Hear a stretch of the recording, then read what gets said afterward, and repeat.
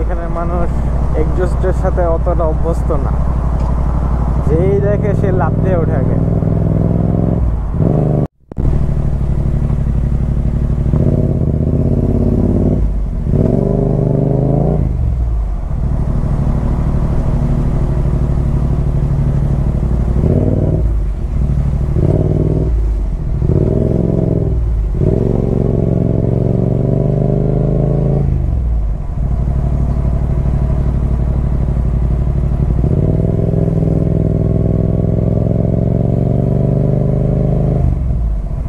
রাস্তা খুলে দিচ্ছে নাকি?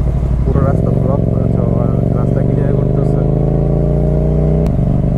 আমি আমার টায়ারটাতে খুব মজা পাইছি এবার আইসা, একবারের জন্য মনে হয় না যে স্লিপ কাটছে।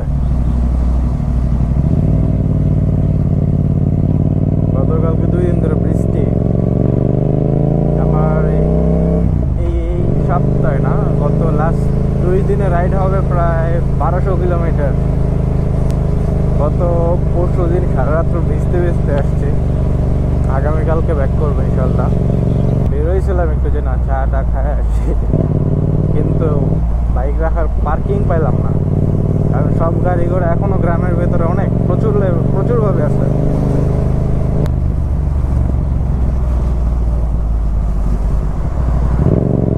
যেটা বুঝলাম গ্রামে এসা, এখানে মানুষ এক্সজস্টের সাথে অতটা অভ্যস্ত না, যেই দেখে সে লাফ দিয়ে ওঠে আগে।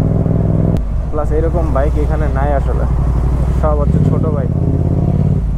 যারা এইসব বাইক চালায় এখানের, তারা এখানে থাকে না। তবে এইখানে সিগন্যাল প্রচুর, গ্রামের রাস্তা তো, গ্রামে চালাইলে একদম আস্তে আস্তে চালাইতে হয়, অন্যান্য গাড়ির পেছনে পেছনে চলতে হয়, সাইড কাটার পসিবিলিটিটা খুব কম।